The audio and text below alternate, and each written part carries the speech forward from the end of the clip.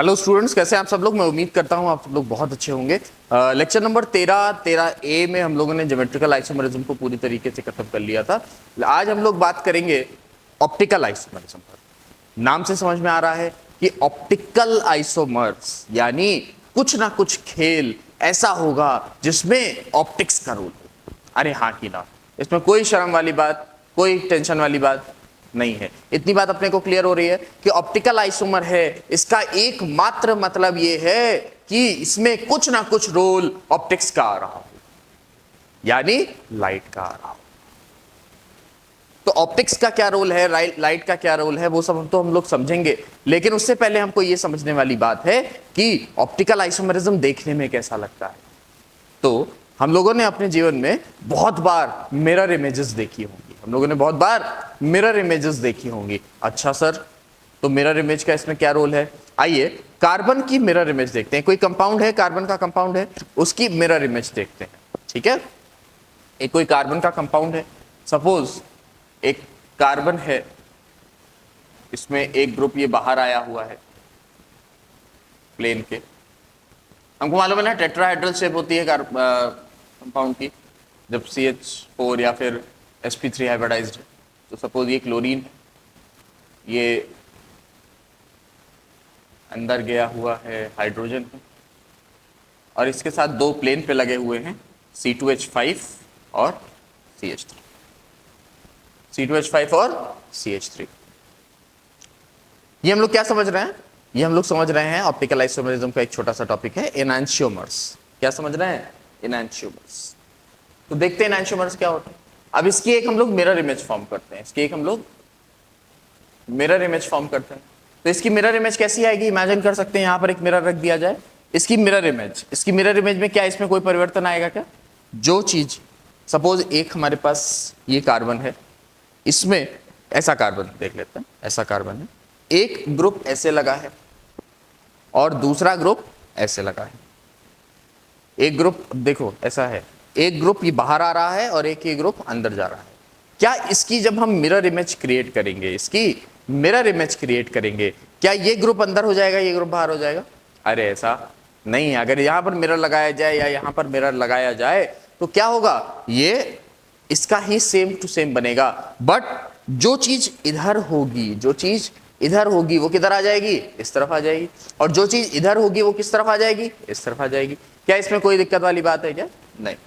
अगर इसमें कोई दिक्कत नहीं है, अगर इसमें कोई दिक्कत नहीं है तो इसका मतलब क्लोरीन और हाइड्रोजन, क्लोरीन और हाइड्रोजन जैसे लगे हैं वैसे ही लगे रहेंगे।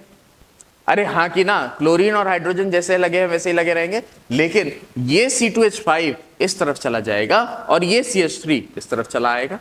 अरे हाँ कि ना, यही तो चेंज होगा। जो C2H5 है वो इस तरफ चला जाएगा और जो CH3 है वो इस तरफ आ जाएगा। आइए बना के देखते हैं। ये कार्बन है, ये क्लोरीन लगा हुआ है, ये बाहर आता हुआ हाइड्रोजन लगा हुआ है, ये C2H5 हो जाएगा और ये CH3। क्या ये दोनों एक दूसरे की मिरर इमेजेस हैं? बिल्कुल। अच्छा, मिरर इमेजेस तो हैं, लेकिन क्या सुपर इंपोजिबल है? दो वर्ड आया, एक तो आया मिरर इमेज, एक आया सुपर इंपोजिबल।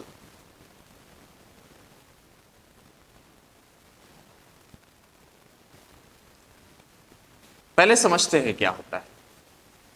तो मिरर इमेज हमको समझ में आ गया, किसी की भी मिरर में देखी जा रही इमेज। मिरर लगा करके हमको उसमें जो भी दिख रहा है that is mirror image of that particular compound. लेकिन सुपर इंपोजिबल क्या है? What is superimposable? Superimposable का मतलब एक दूसरे के ऊपर आ जाना, सेम टू सेम। अगर हम इसको ऐसा ही उठाए और इसके ऊपर रखने की कोशिश करें, मेरी बात समझना, इस कंपाउंड को पूरा इस तरह उठाया गया और इधर ले जाकर के इस तरफ के ऊपर रखने की कोशिश की गई, क्या ये कंपाउंड जो इसका मिरर इमेज है, ये मिरर इमेज इसके ऊपर सुपर इंपोजिबल है क्या? एक दूसरे के ऊपर रखी जा सकती है क्या? तो जवाब है नहीं। ये वाला कंपाउंड इसके ऊपर रखा नहीं जा सकता। क्यों नहीं रखा जा सकता? कि ये क्लोरीन रखा जाएगा, बिल्कुल क्लोरीन के ऊपर क्लोरीन आ जाएगा, हाइड्रोजन के ऊपर हाइड्रोजन आ जाएगा, लेकिन जब हम C2H5 को रखेंगे तो C2H5 के नीचे हमको क्या देखने को मिलेगा? मिथाइल ग्रुप देखने को मिलेगा, CH3 देखने को मिलेगा। अगर C2H5 के नीचे हमको CH3 देखने को मिल रहा है, अगर C2H5 के नीचे CH3 देखने को मिल रहा है, इसका मतलब नीचे छोटा ग्रुप है, ऊपर बड़ा ग्रुप है। अगेन CH3 को हम लोग C2H5 के नीचे रखेंगे तो नीचे बड़ा ग्रुप होगा और ऊपर छोटा ग्रुप होगा। तो इस तरीके से दोनों ग्रुप्स एक दूसरे, अच्छा सुपर इंपोजेबल का अगर बहुत अच्छे से हम लोग मतलब समझने की कोशिश करें तो क्या होगा कि ये एक मार्कर है, एक मार्कर ये है, एक दूसरे के ऊपर रख दिया जाए तो आपको पीछे वाला मार्कर दिखाई ना दे, पीछे वाला मार्कर ना दिखाई दे। तो अगर इस ग्रुप को, इस कंपाउंड को हम लोग इस कंपाउंड के ऊपर रखेंगे तो क्या हमको ये पीछे वाला कंपाउंड दिखाई देगा? अरे हाँ बिल्कुल दिखाई देगा। ये वाला तो नहीं दिखेगा लेकिन ये वाला दिखेगा, और उस तरफ से देखा जाएगा तो ये वाला नहीं दिखेगा, ये वाला दिखेगा। मतलब होना ऐसा चाहिए कि अगर ये दोनों एक दूसरे के ऊपर सुपर इंपोजेबल हैं तो आपको इस तरफ से सिर्फ रेड मार्कर दिखे और मुझे इस तरफ से सिर्फ ब्लैक मार्कर दिख रहा हो, तभी ये दोनों एक दूसरे के ऊपर क्या है? सुपर इंपोजेबल है। अगर हमको इस तरफ से भी रेड दिख रहा है या आपको इस तरफ से भी ब्लैक दिख रहा है, then it is not superimposable, वो एक दूसरे के ऊपर सुपर इंपोजेबल नहीं है। तो क्या ये एक दूसरे के ऊपर सुपर इंपोजेबल है? बिल्कुल, ये एक दूसरे के ऊपर सुपर इंपोजेबल नहीं है। तो हम लोग एक शब्द यहां पर लगा सकते हैं, नॉट सुपर इंपोजेबल। एक शब्द लगा सकते हैं क्या? Not superimposable. तो ऐसी चीजें जो एक दूसरे की मिरर इमेजेस हो बट सुपर इंपोजेबल ना हो, ऐसी चीजें जो एक दूसरे की मिरर इमेजेस हो बट सुपर इंपोजेबल ना हो, तो ऐसी चीजों को हम लोग क्या बोलते हैं? ऐसी चीजों को हम लोग बोलते हैं एनांशियोमर्स।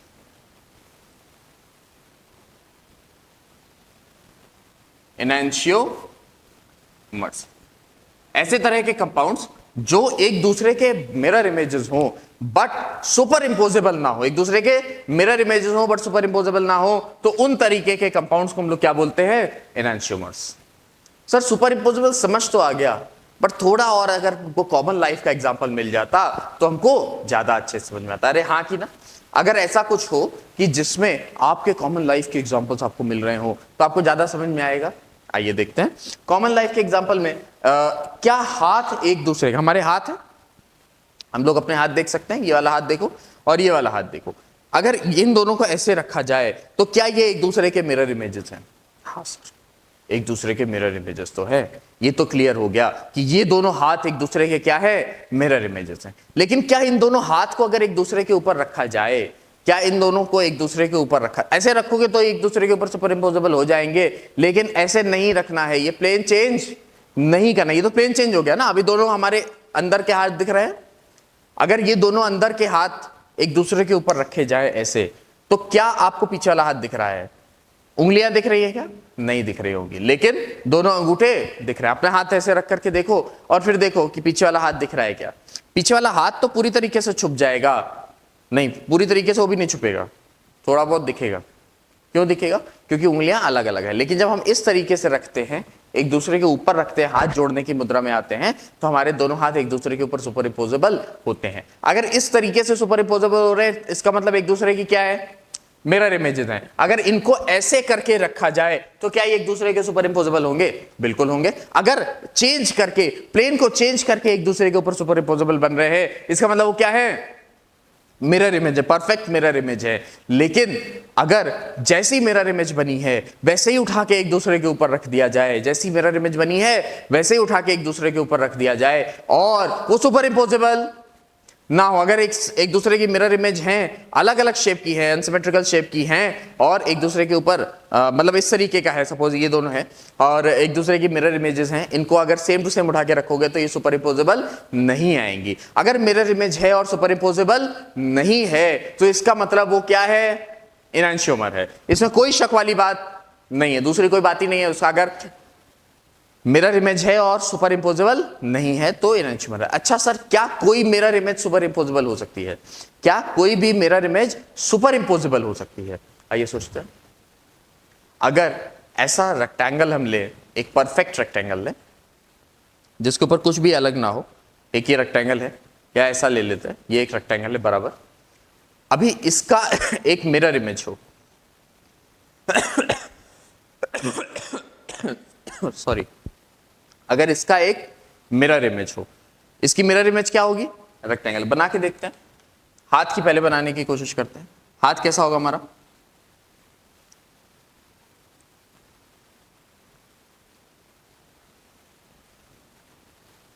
ऐसा कुछ कुछ ऐसा ही होगा। अगर इसकी मिरर इमेज बनाई जाए तो क्या होगा, ऐसा।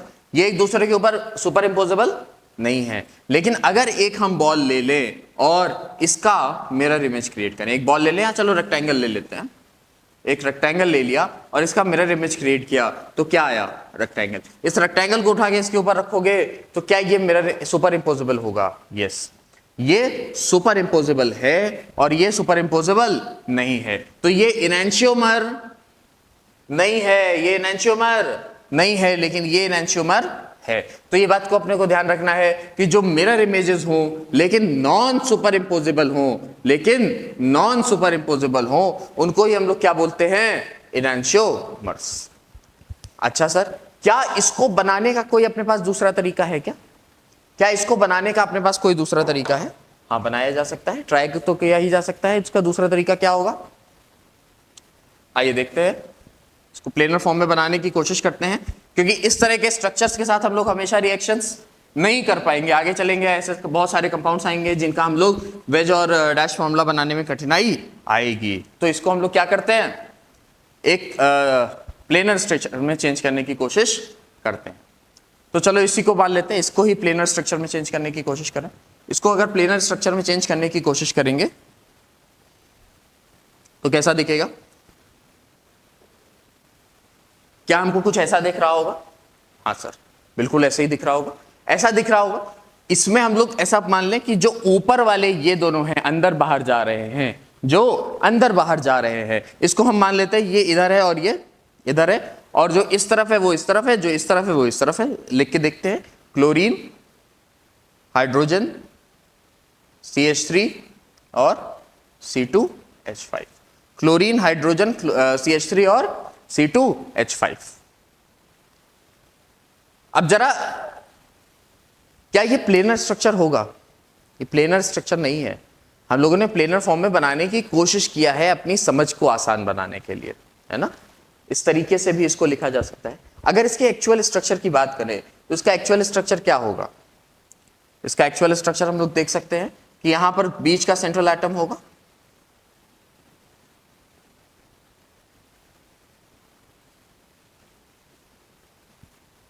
ये बाहर आ रहा है, मतलब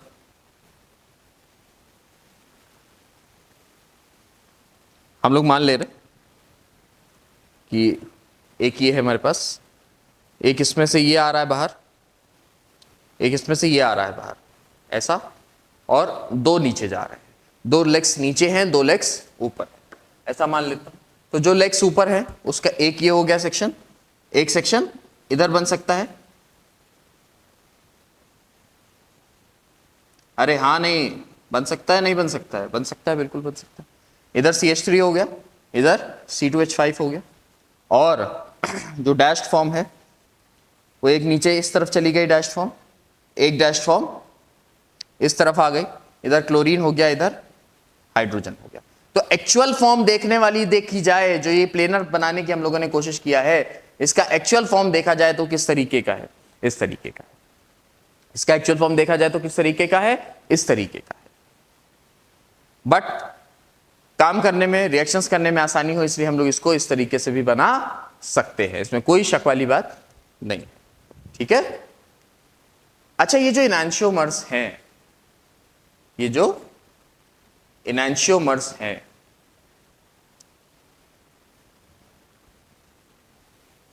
क्या इनकी फिजिकल प्रॉपर्टीज में कुछ अंतर होगा?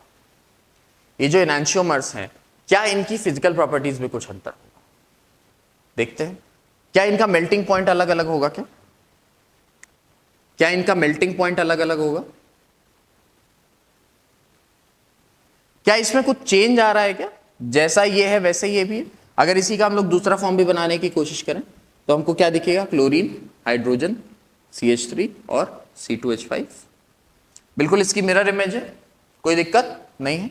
क्या इन दोनों के मेल्टिंग पॉइंट में कुछ अंतर होगा? नहीं, मेल्टिंग पॉइंट में कुछ अंतर नहीं होगा। क्या कुछ बॉइलिंग पॉइंट में अंतर होगा? नहीं, बॉइलिंग पॉइंट में भी अंतर नहीं होगा। ना मेल्टिंग पॉइंट में कुछ अंतर होगा, ना बॉइलिंग पॉइंट में कुछ अंतर होगा। क्या इसमें कोई हमको और अंतर दिखाई देगा?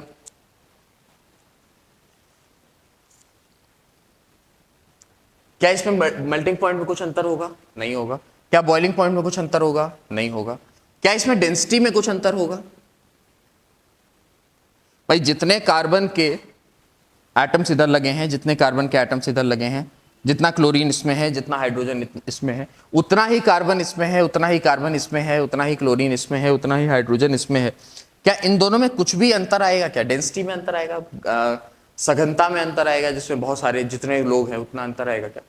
जब दोनों में सेम टू सेम है तो अंतर किस बात का? अंतर है ही नहीं ना कुछ। तो डेंसिटी में भी अंतर नहीं आएगा। अच्छा, क्या वाटर सॉल्युबिलिटी में अंतर आएगा?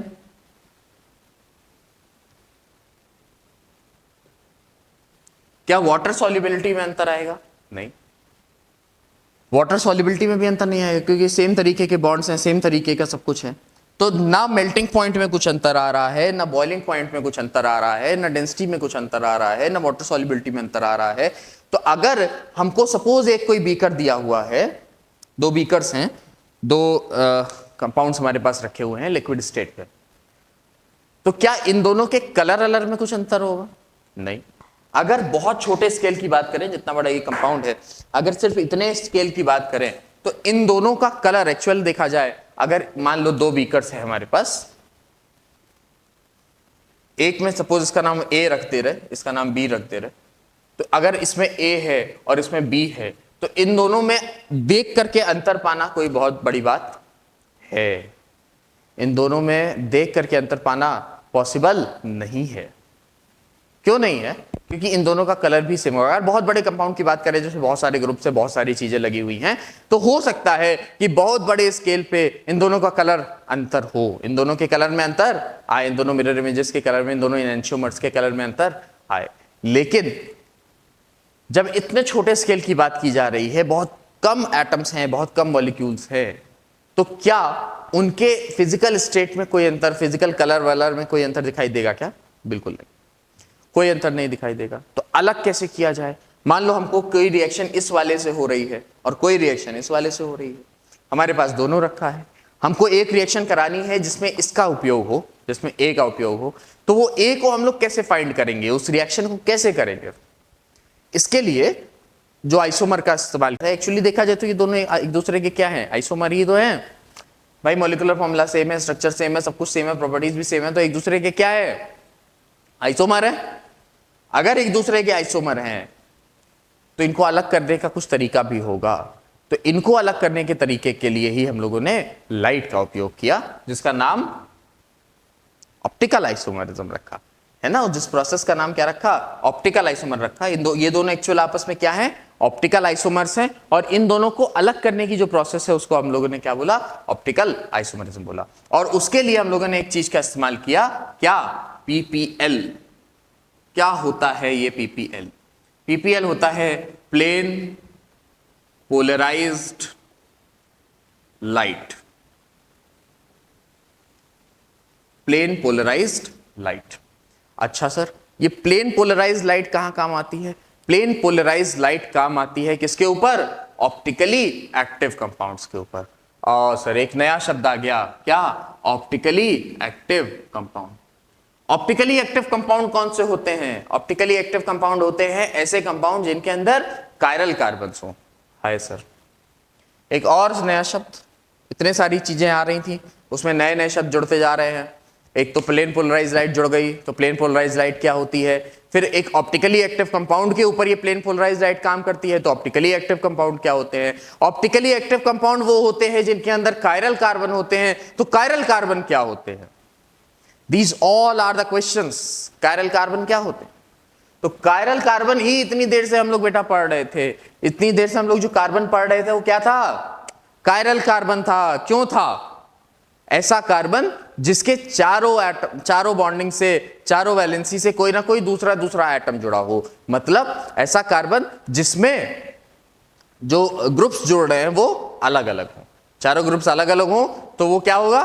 कायरल कार्बन होगा। बहुत आसान डेफिनेशन है, बहुत इजीली अगर इस बात को समझना हो तो ये दोनों कार्बन्स कैसे हैं? कायरल कार्बन्स हैं, क्योंकि इसका एक बॉन्ड हाइड्रोजन से है, एक बॉन्ड क्लोरीन से है, एक बॉन्ड मिथाइल से है, एक बॉन्ड इथाइल से है। इसमें भी सेम, चारों अलग अलग हैं, इस वजह से ये क्या हैं, दोनों कायरल कार्बन्स। तो ऐसे कार्बन्स जिसके ग्रुप्स अलग अलग हों, जिनसे जुड़े हुए ग्रुप्स अलग अलग हों, उनको हम लोग कायरल कार्बन्स बोलते हैं। और जिस तरह के कंपाउंड में कायरल कार्बन पाया जाता है, जिस तरीके के कंपाउंड में कायरल कार्बन पाया जाता है, उस तरह के कंपाउंड्स को अभी के लिए हम लोग ये समझ लेते हैं कि उस तरह के कंपाउंड्स को क्या कहा जाएगा, ऑप्टिकली एक्टिव कंपाउंड कहा जाएगा। तो मतलब ये दोनों ये दोनों क्या हुए, ये दोनों ही ऑप्टिकली एक्टिव कंपाउंड हुए। ये भी ऑप्टिकल कंपाउंड है, ऑप्टिकली एक्टिव कंपाउंड है, और ये भी ऑप्टिकली एक्टिव कंपाउंड है। अब इन दोनों के ऊपर हम लोग अगर प्लेन पोलराइज लाइट डालेंगे तो वो प्लेन पोलराइज लाइट कुछ ना कुछ इफेक्ट दिखाएगी। वो प्लेन पोलराइज लाइट एक्चुअली करेगी क्या, नाम से समझ में आ रहा है, प्लेन पोलराइज्ड लाइट, यानी किसी प्लेन में है लाइट, है ना, वो अपने प्लेन को छोड़ करके अगर रोटेट कर जाएगी तो उसको हम लोग मान लेंगे। इस दोनों ही ये दोनों ऑप्टिकल कंपाउंड हैं, दोनों ऑप्टिकली एक्टिव कंपाउंड्स हैं, लेकिन दोनों ही कंपाउंड लाइट को अलग अलग दिशा में मोड़ने की शक्ति रखते हैं। ये लाइट को किसी दूसरी दिशा में मोड़ देगा, किसी दूसरी डायरेक्शन में रोटेट कर देगा, और ये लाइट को किसी दूसरी डायरेक्शन में रोटेट कर देगा। अच्छा, ये कैसे तय किया जाए कि ये किस डायरेक्शन में रोटेट करेगा और ये किस डायरेक्शन में रोटेट करेगा? तो इसका कोई मेथड अवेलेबल नहीं है। इसका मेथड सिर्फ एक ही अवेलेबल है कि आप लैब्स में जाएं, लैब्स में एक्सपेरिमेंट्स करें, एक्सपेरिमेंट्स करने के बाद ही पता चल सकता है कि इसमें से कौन सा कंपाउंड लाइट को किस तरफ रोटेट करेगा, कौन सा ऑप्टिकल एक्टिव कंपाउंड लाइट को लेफ्ट रोटेट करेगा या राइट रोटेट करेगा। इसको हम लोग थ्योरेटिकली समझ नहीं सकते, थ्योरेटिकली पढ़ नहीं सकते, और कंपाउंड देख करके तो बिल्कुल नहीं बोल सकते कि ये वाला कंपाउंड लाइट को लेफ्ट रोटेट करेगा या ये वाला कंपाउंड लाइट को राइट रोटेट करेगा। इसमें कोई शक वाली बात नहीं है। लेकिन सर, अभी हम लोगों ने ऑप्टिकली एक्टिव कंपाउंड, चलो मान लिया कि ऑप्टिकली एक्टिव कंपाउंड वो कंपाउंड होते हैं जिसके अंदर कायरल कार्बन होते हैं, कायरल कार्बन वो कार्बन्स होते हैं जिसके अलग अलग ग्रुप्स कनेक्टेड होते हैं, लेकिन प्लेन पोलराइज लाइट कहाँ से लाएंगे? तो आइए देखते हैं प्लेन पोलराइज लाइट कहाँ से लाएंगे, है ना। उसके ऊपर बहुत ज्यादा चर्चा तो नहीं करनी है, बस छोटी छोटी बातें हैं, अपने को खाली इतनी बात समझनी है कि प्लेन पोलराइज लाइट आ कहां से रही है।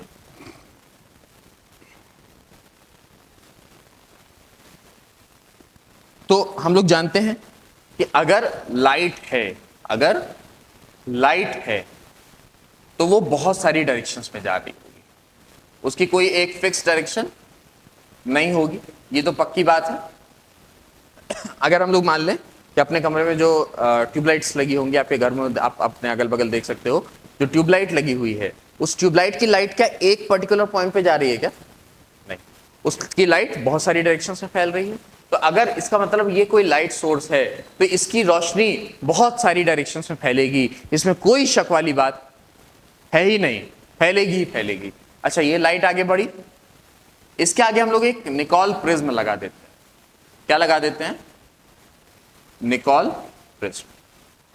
तो अगर प्रिज्म की तो हम लोग बहुत ज्यादा बात नहीं करेंगे, खाली इतना समझ लेंगे कि निकोल प्रिज्म क्या होता है।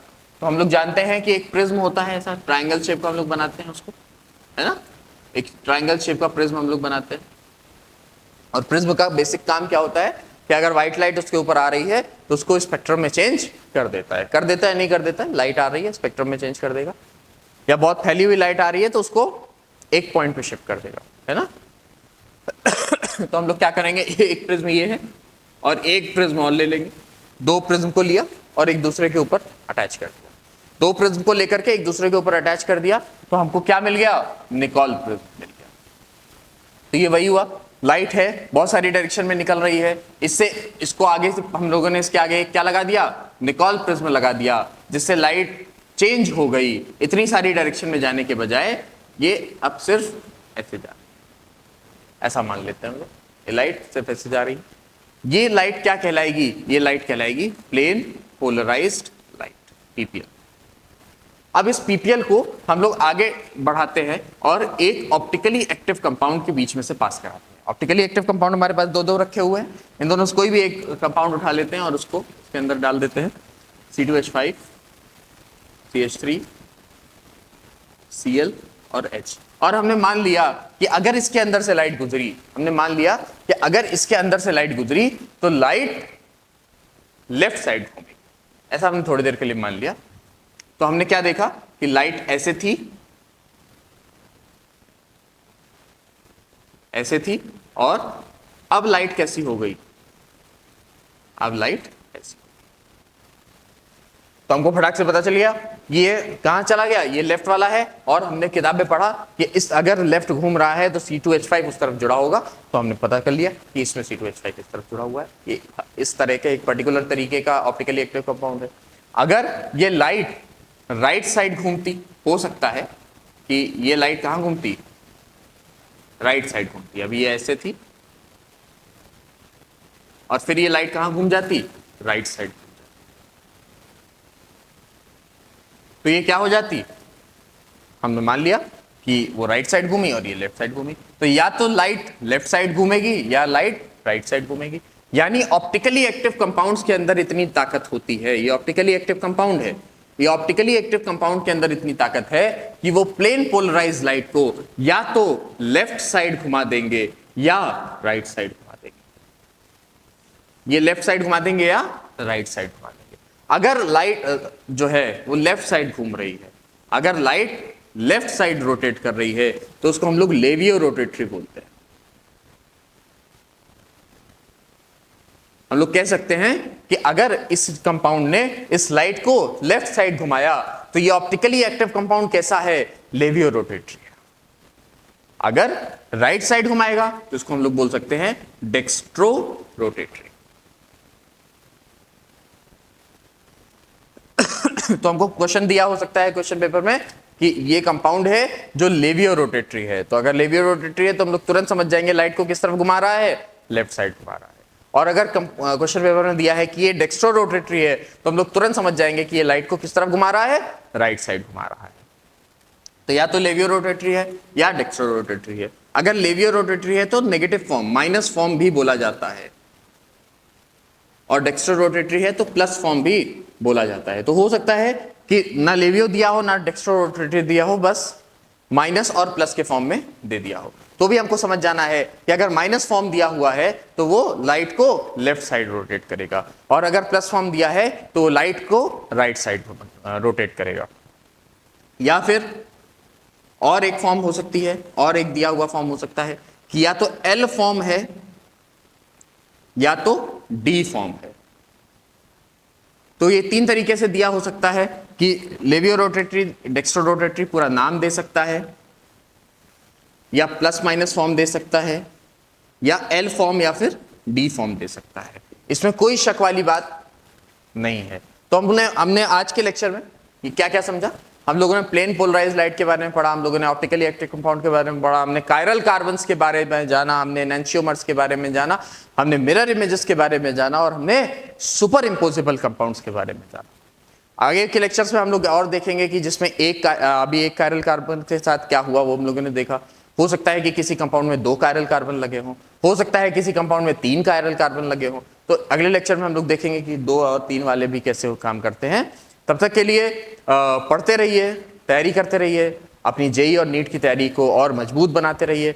सभी सिलेबस आगे बढ़ रहा है, सभी सब्जेक्ट्स में सिलेबस को चैप्टर्स आगे आ रहे हैं, वीडियोज आ रही हैं। टेस्ट भी एक हुआ था, उसका टेलीग्राम पे टेस्ट पेपर पड़ा हुआ है, जाकर के आप वो अटेंड कर सकते हैं। कल संडे है, संडे को भी टेस्ट है, आप उसको भी जाकर के दे सकते हैं। तब तक के लिए जुड़े रहिए, पढ़ते रहिए। बहुत बहुत धन्यवाद, साधुवाद।